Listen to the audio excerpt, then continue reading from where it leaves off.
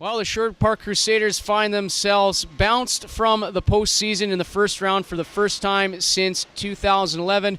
Coincidentally enough, it was against the Bonnyville Pontiacs in 2011 that defeated the Sherwood Park Crusaders in the first round, and this is the first time in the last 3 series that the Bonnyville Pontiacs have been able to beat the Crusaders in the first round. So 4th time's a charm, I guess, for the Pontiacs. In kind of the 7 times these two teams have met over the last decade, the Pontiacs get the 4th one, the rubber match here in 2016-17. Adam Kamara and Taylor Medak with you here, the post-game wrap. 5-2 the final score in this one. The Crusaders just couldn't claw their way back after going down 3-2.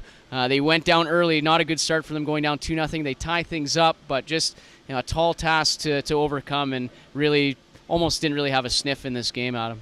Yeah, I mean, the opening sequences for the Bonnyville Pontiacs kind of took the wind out of the sails for the Sherwood Park Crusaders, but they did battle back with that 2-goal deficit, and they got a weird goal at the end of the first period that looked like maybe fortunes may have swung over towards the Crusaders, but a quick goal change by the Bonnyville Pontiacs, and then kind of a shutdown game from the Pontiacs as they were able to get a goal midway through the second period and then kind of take control and let the Crusaders have to battle back and make them force them to have plays and battle back. But the Crusaders showed a lot of resiliency and heart.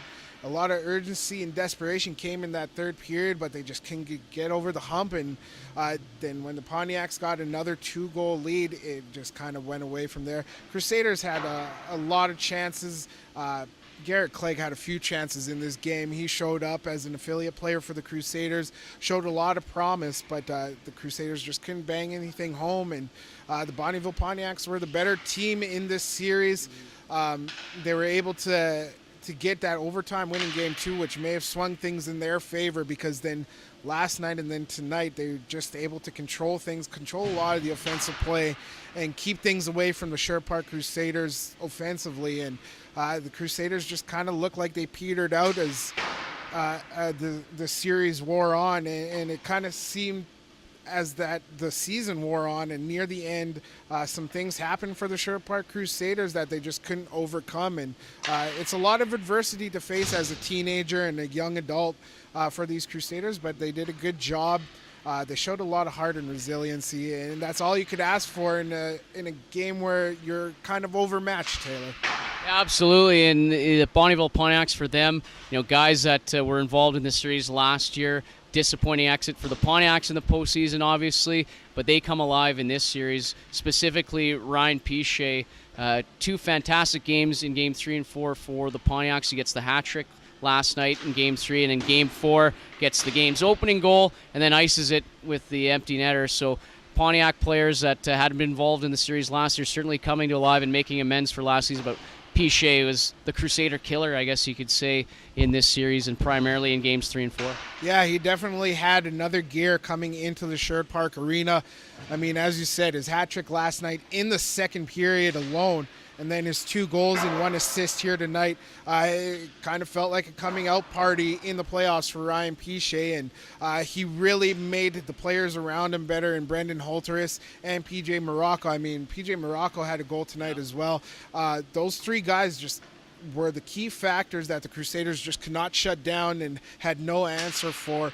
But Bonnyville Pontiacs found some players that can play, and maybe, who knows, they can take on the Fort McMurray Old Barons in the second round of the Gas Drive Cup playoffs. But it's going to be a tough go for the next 4 teams in the Viterra North Division.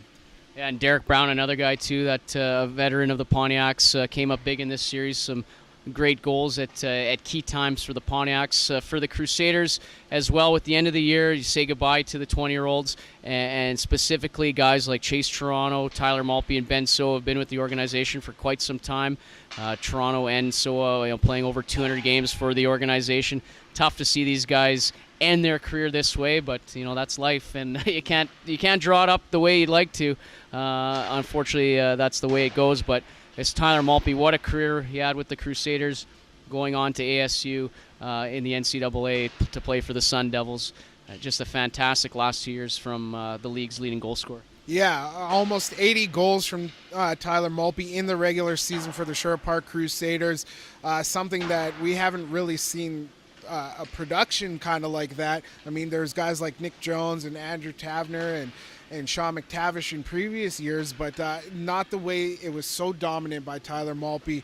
His physical presence out there on the ice, his deft hands, he was able to create a lot of things for the Sherwood Park Crusaders over his 2-year career here in Sherwood Park. He made players around him better. Ty Reedman, his vision started to become a lot better.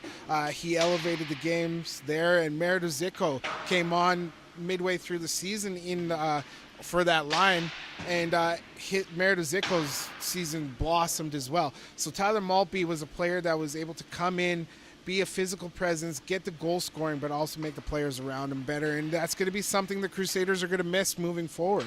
Well, hopefully that can continue with the likes of Ty Reedman, tied for the team lead in scoring this year with Maltby. If he could come back, Jesse Zaharchuk as well. If he could get a full season with the Crusaders, very good scoring output from him in the latter half of his tenure this year with the Sherwood Park Crusaders. And then on the back end, a guy like Cam Regan potentially could be the captain next year for this team. He was almost a point per game defenseman, spending almost half the year with the team. If he could get a full year under his belt, look out. But certainly the future looks bright for this team. Oh, yeah, it definitely does, with guys like Ty Reedman, Cam Regan, Coltrane Wilson, who really blossomed this season with the aid of Chase Toronto, who kind of settled things down on the back end. But those are going to be guys looked upon, especially with the amount of turnover that we always see in Junior A hockey.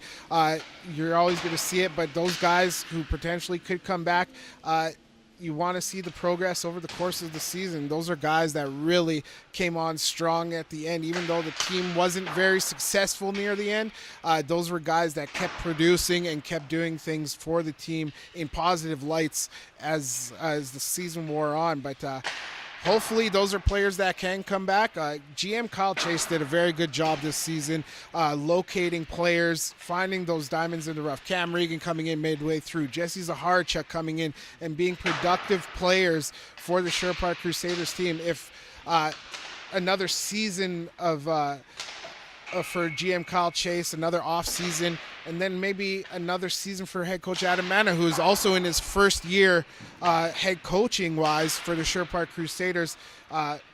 Those are things to just use as lessons and stepping stones for themselves to find a way to make their teams better. And I have faith in those two gentlemen to go out and do that for the Crusaders and make this team competitive once again. I mean, the Crusaders are always competitive, but they need to step up to that next level where they haven't been able to really get past the second round of the playoffs, Gas Drive Cup playoffs over the course of the past few years, and then this season, the first round.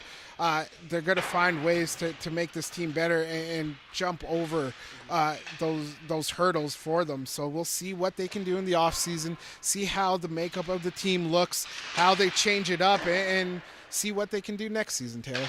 Absolutely. The Crusaders, last time they were past the second round was 2002-2003, where they won the AJHL regular season title. Spring camp gets going in April. Lots of work to be done for next year. Certainly the future does look bright in Sherwood Park. Unfortunately, they fall to the Bonnyville Pontiacs in the North Division quarterfinals here, the 2017 Gas Drive Cup playoffs. 3-1, the final in Game 4 from the Sherwood Park Arena, 5-2.